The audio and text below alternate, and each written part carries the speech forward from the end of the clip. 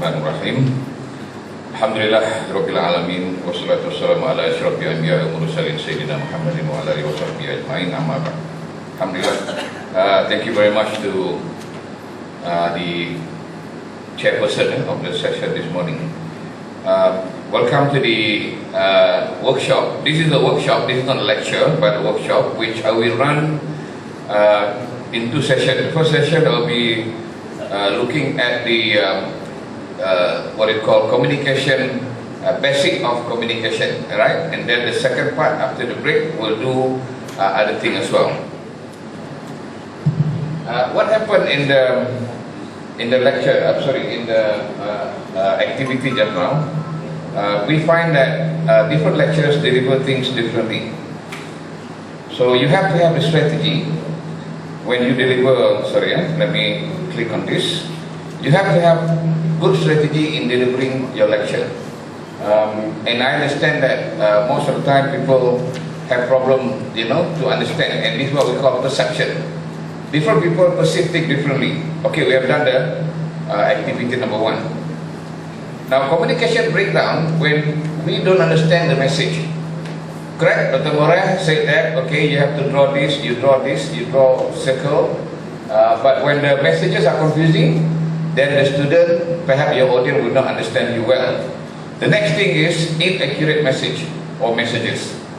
Again, if you don't tell them exactly the difference between the circle and also the triangle, the difference between the space, in between the two, if you don't give exactly, accurate position, then student may have problem with your messages again. Okay, unwilling to listen.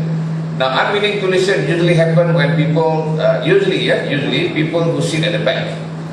In any class, any research, done on the concentration, the concentration level among students. Those people who sit in the front would be able to pay 90% attention to the lecture. Those people who sit at the back, most of the time, they can only concentrate 50% of the time. So this is the reason why we as lecturers, we need to ask the student to come forward, to come closer to the lecturer, to come and sit in the front, because the concentration time is crucial. Okay, then we have insensitive. Insensitive meaning that lecturers sometimes they are not sensitive about the student. They don't care whether the student understand or not. Okay, as long as they have delivered, it's okay. Now, some lecturers, they thought perhaps the students should have read articles, should have read journals, should have read notes before they come to the class. But most of the time they don't. And if we are not sensitive about their understanding, then we have communication breakdown. Now, for the past 3 days, we conducted what we call flipped learning and blended learning in our class. And yesterday we had Kahoot, activity to make sure students understand what they are reading, understand what they have read, or perhaps they have listened to the lecture and all that. So we check their understanding. So lecturers have to be sensitive with the student understanding. Now the other thing has to do with religious values or cultural values. Sometimes we have problem to understand. For example, the picture here, this Western person give hand to shake hand, but this guy just not go down a bit because culturally this person doesn't shake hand. Okay, the way people greet, they don't. I remember when I was in the US, my old friend, this is Dr. Wan, is my old friend, same place at Flagstaff, Arizona. A long time friend. Last time I met him was 30 years ago. And today, alhamdulillah, I met him again. Dr. Wan, Okay, when I was in the US, a friend of mine, American, he called me this way, Supyan, come here. In a very friendly tone, but the sign is this, Supyan, come here. Now, in our culture, this is not acceptable. Yeah, not acceptable. This is considered as rude. You only, people who use this will be the boss or maybe someone in authority will call you this way. And people use this sign to show anger. But in America, this is friendly, this is okay. So when my friend asked me to come to him, he said, Supyan, come here. I said, I will not go to you. And then he said, why? Because you call me this way. I said, what's wrong with this way? He said, no, in my culture, when you call this way, it means that you are angry. That means you are rude. You don't call me this way. Okay, fine. How am I supposed to call you? In your culture, or in our culture, we call this way or this way. Yeah, come here. Yeah. He said, no, we don't do that in America. We call our dog this way. Daddy, Johnny, or this way. But we don't call people, that way. We call people this way. So you want me to call you this way or this way? No, don't use any gesture. I will come to you. Okay. So differences in culture. Now communication breakdown can also happen when, I think among Indian in Malaysia, they don't shake hand. Among Indian, even Chinese, they don't shake hand. So we can, for example, the Chinese, they instead of greeting, after greeting, they say good morning. They just say, the Indians say, okay, good morning, welcome. The Chinese, they go this way, or they just simply nod down. They don't have to shake hand. Even Indian among them, men and women, they don't shake hand. The only problem is we try to shake hand because we want to, maintain what so-called the Western values, Western culture. But actually, we don't have to. We can go bagi, we don't have to shake hand between opposite sex. So this is the problem. Communication may break down when we don't understand the religious values, when we don't respect the cultural values. Okay, last one is differences in the worldview. People have different way of looking at things, so therefore we have to respect one another, otherwise communication will break down. Okay, now, what's the problem with the communication that Dr. Morris and Dr. Abu?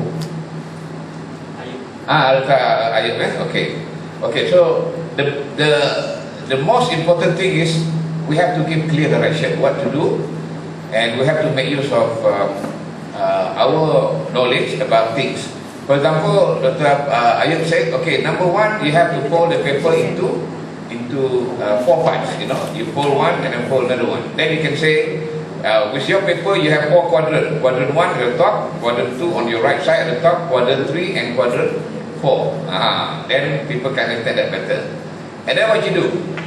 Then you can start anywhere. You can start, okay, we'll start with quadrant 1. Quadrant 1, you need to draw a rectangular. And this size can be 4 by 3 or 5 by 3. You just draw a rectangular in the first quadrant. So people understand first quadrant, second quadrant, third quadrant, all that. Okay, now, so the direction must be very clear. If you don't give clear direction, people may not understand you well. Number 2, precise but adequate information. Short and sweet. They call it KISS. Keep it short, sweet, and simple. Yeah? Okay. Alright, now, so these are the 4 things that perhaps, we all understand, but sometimes we take for granted. Okay, now, so when we talk about communication, we always go back to the fundamental of communication. Let's try this. Let's try another exercise. Can we have piece of paper again? Alright, you have it? Okay. I want you to listen to my instruction. Okay. Right. Okay. Okay, this is what you need to do. I will go first round first, and then we go second round. Number 1. Okay, fold the paper into 2 like this. Okay. Fold the paper into 2 like this. You okay? Everybody? Then fold another one. Fold one more time to be, so you have 4 sides actually. So we're going to have something like this. Everybody? Yes?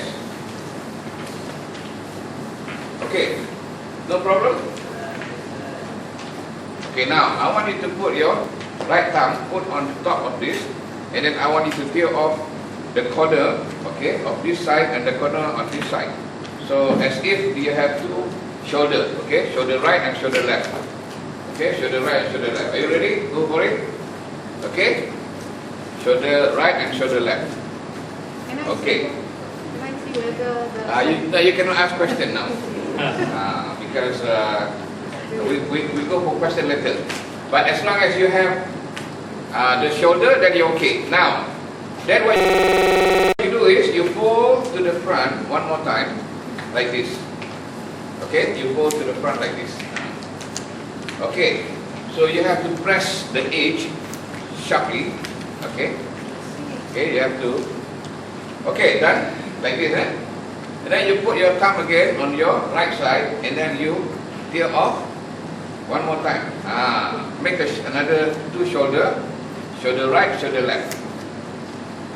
Okay, it's a bit hard to tear it off, but I think you can do it. Okay, so you got something like this: shoulder left, shoulder right. Okay, no problem. Okay, very good. Now, okay, are you ready now? Yeah. Okay, let's open up the paper. I got 3 holes. How many do you have? You have 2. Maybe the camera can zoom in because now who got 3? Who got 3? Okay, you got 3. Yeah, good. How many got 2? 2 holes. Okay, you got 1, 2. You got 2. Okay, how many got 1? 1. You got 1. Can you lift it up? Lift it up. 1. Okay. You have 3. Okay. Betul? How many do you have? You got 3. Yang ni? 3 also. Okay. Alright, now. So what makes the difference between 1, 2 and 3? Same instruction, but different understanding and different outcome. So what happened was, that teacher just now was not a good communicator. You know, he was not a good communicator. He should have said, okay, after you fall into 4, okay, this is the problem with the lecturer who take for granted. He thought, you know, he thought, you know, people understand. So you almost asked the right question. So she asked which side. Good teacher, good lecturer will say, okay, you must make sure these separated papers on this side at the bottom left, you must put that at the bottom left. Then only you can clear off, okay? Now only one person asks. It can happen like, you know, you clear off this part and this part. But actually it has to be this one. You must tell the student exactly, you know, what to do. This one must be on the left, bottom. Then you clear off this part, okay? Then you clear off another, then you got shoulder. But the problem is, if you clear off this part, then you got only 2 after that.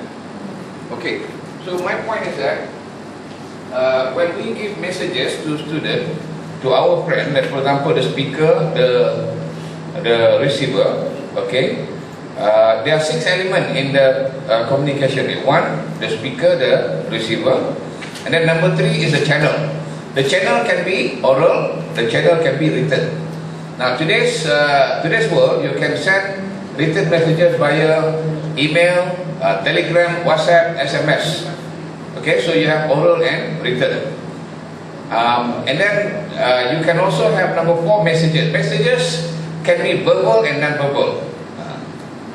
Now in public speaking, in giving lecture, okay, research carried out show that 55% of the time messages are conveyed through non-verbal body language.